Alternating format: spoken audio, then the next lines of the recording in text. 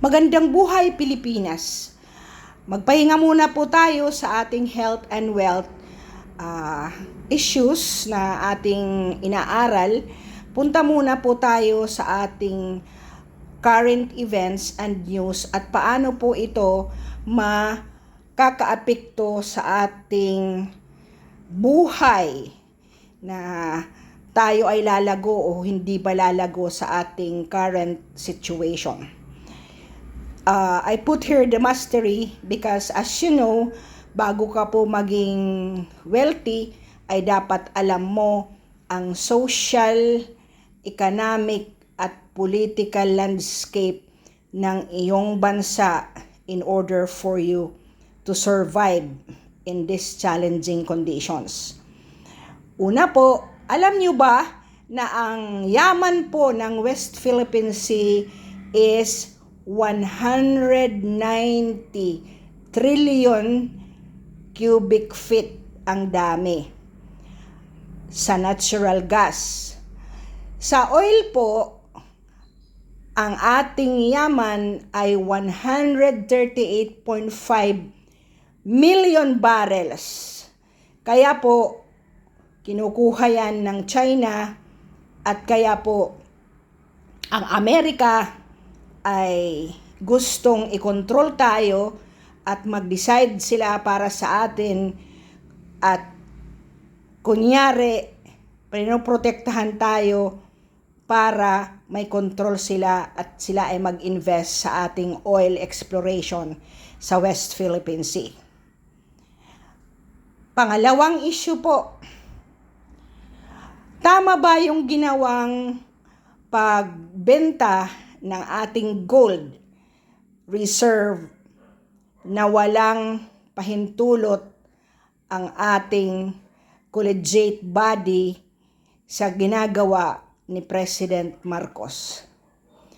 Hindi po. Bakit po dapat ay ino-observe ang saligang batas, which is our Philippine Constitution, that it has to go through the processes of the approval of the Congress and Senate. Number 3, kung sino man yung tao na yan na inilagay sa confidential fund, wala po talagang totoong tao kasi nga because of the confidentiality of the information, hindi po pwedeng bayaran ang tunay na identity ng tao na mga asset na binayaran in order to resolve and get information for an intelligence activity. Bakit po? Kung na-divulge po ang pangalan natin, abay hindi na po yan magbibigay ng correct information in order to address yung mga criminality or mga intelligence activities na dapat makakuha tayo ng information. Kaya kahit anong gagawin dyan, wala talagang totoo at hindi talaga pwede i-divulge yan. Ikaw ba, sa simpleng utak mo, kunyari, nagbigay ka ng information na itong mga estudyanteng ito ay mga NPA or makakaliwa, or itong bahay na ito ay ang may-ari, ang drug lord, at ikaw ay nasa community or maybe member ka dyan sa kaniyang grupo. So pag dinivulge mo, abay wala na pong mangyayari niyan, hindi na po tayo makakakuha ng mga tamang impormasyon. Kaya nga confidential ang information. Yan ang sinasabi kahit ng ating ombudsman. Ang sunod po na issue ay, tama ba na si Secretary Recto sa PhilHealth ay pwedeng ibigay ang pera sa ibang executive agencies ng PhilHealth? Abay, napaka-unconstitutional po niyan. Dahil si President lang ang pwedeng magbigay ng information or magbigay ng authority to use one fund that can be used by another executive agency. Ang sunod po na issue ay yung Commission on Audit pwede bang pakialaman ng kahit anong ahensya ng gobyerno para ibigay niya ang kanyang exclusive and original jurisdiction sa legislative body to submit those confidential information that is still pending for decision making.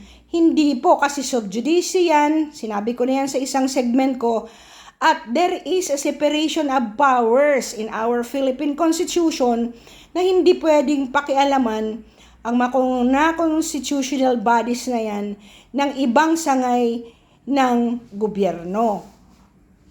Okay? So, tama talaga si Congressman Marcoleta dyan. Bakit mo ibinibigay ang mga confidential data na yan na isinasa publiko ng mga congressman na yan sa kanilang alleged legislative inquiry? O ulitin ko ulit, tama ba na bastusin ang resource person during which time that person is a resource person, o kaya i-contempt nila o kaya ipakulong nila? Hindi rin po. May Supreme Court decisions na rin po yan na ang resource person ay dapat nirerespeto po. Kasi hindi nga, wala silang parehong jurisdiction ng mga courts. Okay? Ngayon, gusto ba ng Amerika na si Duterte ang maging presidente? Mag-isip na lang po tayo. Kasi sa time ni Papa niya, ni Tatay Digong, ayaw tayong pakialaman ng sinong mga ibang taga-bansa, ibang bansa para tayo ay mag-govern sa ating Pilipinas. He wants to be a friend to everyone. Gusto niyang friend tayo ng Amerika, ng Russia at China. Bakit? Kung kagaya niyan, pwedeng hawakan ng United States of America ang ating West Philippine Sea in the guise of protecting our country. So, hindi po tayo makakapag-make ng decisions. Yun po ang stand ni President Duterte at that time. So, mag-isip na lang tayo. Ngayon, nag-converge na po. Hindi lang ang mga DDS, kundi pati ang Iglesia ni Cristo, at alam din natin ang KOJC ay hawak at nagsusuporta sa mga Duterte. If and when itong convergence na to ay mangyari talaga sa mga pag-aaklas sa mga lansangan, kawawa po ang Pilipinas dahil wala pong mag-i-invest sa atin with the chaos in our socio-political and economic landscape. Wala pong mag-i-invest sa atin. Ngayon, ano ang nangyari na sa atin? Di ba dati yung mga saging, mga mangga na galing Davao ay kinukuha ng China. Ngayon, dahil hindi maganda ang ating samahan with the Chinese or the China country, abay tinanggal na po yung mga produkto na yan at hindi na po sila nagkukuha ng mga produkto natin. And therefore, pag wala pong country na mag-invest sa atin, ang ating ekonomiya ay magdadive, ang inflation rate natin ay aakyat, and therefore, lahat ng presyo ng ating mga commodities ay aakyat. Dahil magtatanggalan ang mga kumpanya sa atin at mga businessmen dahil ang gulo-gulo natin sa mga rally na yan, sila ay lilipat sa countries na peaceful.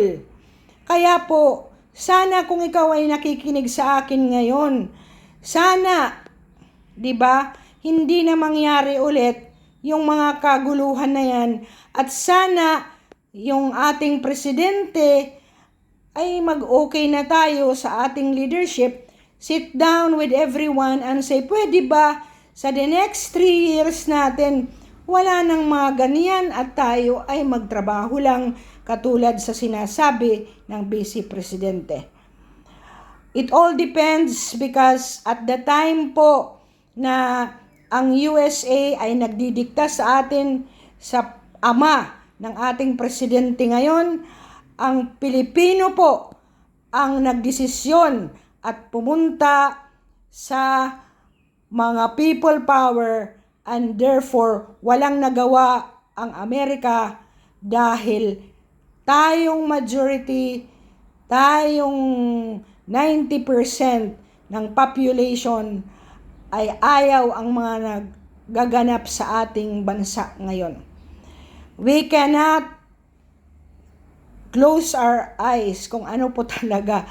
Walang economic activity dahil ang gulo natin.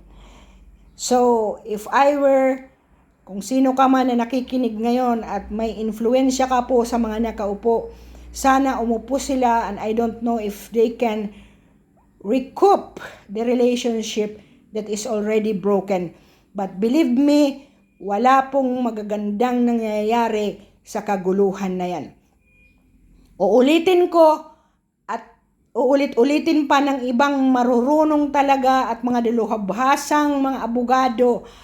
Ang confidential fund ay confidential, kaya nga hindi pwedeng pakialaman yan at hindi pwedeng i-divulge ang mga dokumento niyan. Ano bang mga ginagawa ng mga leftist na mga congressman na yan? 'Di ba? Kundi sirain ang Pilipinas. Ano bang maganda? Kay kung totoo na sila ay concerned sa ating mga kapirahan, bakit hindi nila kine-question ang ating ginto na ibininta? Bakit hindi natin kine-question ang ilang milyong project para sa flood control? Bakit hindi natin kine-question ang PhilHealth na yan na malversation, inilipat ng isang sekretary na wala sa saligang batas ang power na mag-transfer ng mga pundo? Ang House of Representatives na ilipat-lipat ang mga pundo na wala sa GAAM at hindi savings, na hindi rin yan allowed sa batas. Meron po tayong maraming tao na hindi nasusuhulan, mas marami tayo. Sana sa butuhan, let us bring people who are fair and just in making Philippines the way that we were sa time ni Duterte. With all his failings, kung ano man ang kasobrahan, hindi po natin maisasara ang katotohanan na tayo ay mas peaceful, ang ating crime rate ay mababa sa time ng Pangulong Duterte. I don't know what will happen sa kaniyang anak, but ang mga Pilipinong nasa mga lansangan ngayon at nag-aaklas at nakakagulat, ang Iglesia ni Cristo ay sumama na rin sa anti-impeachment process kay BP Sara. Please let the 90% of the Filipinos be heard. Put everything in the right course. Kung totoo man na may ginawa ang Vice Presidente, let the COA do it. If talagang napatutuhan, iakyat yan sa korte and let the Supreme Court decide at the end of the day kung meron ng mga kabalbalan na ginagawa. Thank you for listening, and I hope you will subscribe in order for us to continue our book review on how to be rich, and magpa-prompt po pag ikaw ay nakasubscribe at nag-follow sa aking channel. Great day everyone, and may you be able to influence others to know the truth. Magandang buhay sa ating lahat.